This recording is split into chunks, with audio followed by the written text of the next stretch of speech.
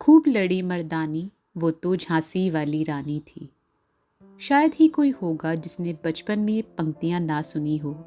वो पंक्तियाँ जो कक्षा के भीतर आज़ादी के संघर्षों की गाथा का अनुभव कराती हैं, जो हमें गर्व से भर देती हैं। इस अमर कविता को इतिहास के पन्नों पर उतारने वाली कवित्री थी सुभद्रा कुमारी चौहान। 16 अगस्त 1904 में इलाहाबाद के निहालपुर गांव के एक समृद्ध परिवार में जन्मी सुभद्रा कुमारी चौहान बचपन से ही चंचल और प्रतिभावान थी। सुभद्रा को छोटी उम्र से ही हिंदी कविता और साहित्य से खास लगाव था। साल 1913 में महज 9 साल की उम्र में सुभद्रा ने अपनी पहली कविता रची। नीम का पेड़ शीर्षक के नाम से यह कविता मर्यादा नाम की पत्रिका में प्रकाशित हुई थी। 9वीं कक्षा के बाद सुभद्रा की पढ़ाई छूट जाने के बाद भी कविता लिखने का सिलसिला फिर भी जारी रहा। वह बचपन से ही अशिक्षा, अंधविश्वास, जाति व्यवस्था जैसी सामाजिक बुराइयों और रूढ़ियों के खिलाफ आवाज उठाती रही थी। साल 1919 में उनकी शादी मध्य प्रदेश के खंडवा के लक्ष्मण सिंह से हुई। सुभद्रा बचपन से ही बहादुर और विद्रोही स्वभाव की थी। उन्होंने इस स्वभाव और उत्साह को शादी के बाद भी बरकरार रखा और 1.5 साल बाद असहयोग आंदोलन में शामिल हो गई। साल 1920-21 के दौरान सुभद्रा और उनके पति लक्ष्मण सिंह अखिल भारतीय कांग्रेस कमेटी के सदस्य रहे।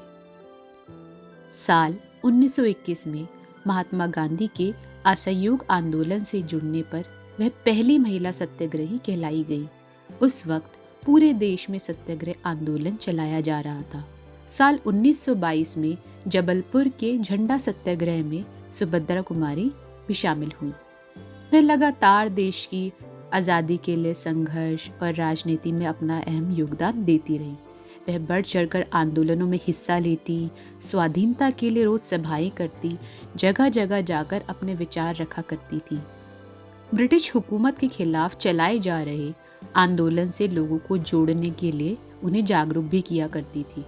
इस दौरान उन्होंने आज़ादी के संघर्षों और देशभक्ति से प्रेरित कई कविताएं लिखी, जिसमें वीरों का कैसा हो बसंत, विदा आदि शामिल हैं। शुरुआत में उनके बिखरे मोती, उन्मादिनी और सीधे साधे चित्र के नामों से कविता संग्रह प्रकाशित हुए थे। इन तीनों कविता संग्रह को एक साथ एकीकृत कर मुकुल नाम दिया गया। इस एकीकृत रचना मुकुल के लिए सुभद्रा को सेक्सरिया पुरस्कार से सम्मानित किया गया। कविताओं के अलावा उनके द्वारा लिखी गई कई कहानियां भी हैं जो हमें गहरी संवेदनाओं से भर देती है। इनमें किस्मत, गौरी, रूपा जैसी कई रचनाएं शामिल हैं। आज सुभद्रा का नाम महादेवी वर्मा के साथ लिया जाता है। उन्होंने हिंदी साहित्य के क्षेत्र में एक प्रभावी उपस्थिति दर्ज की है।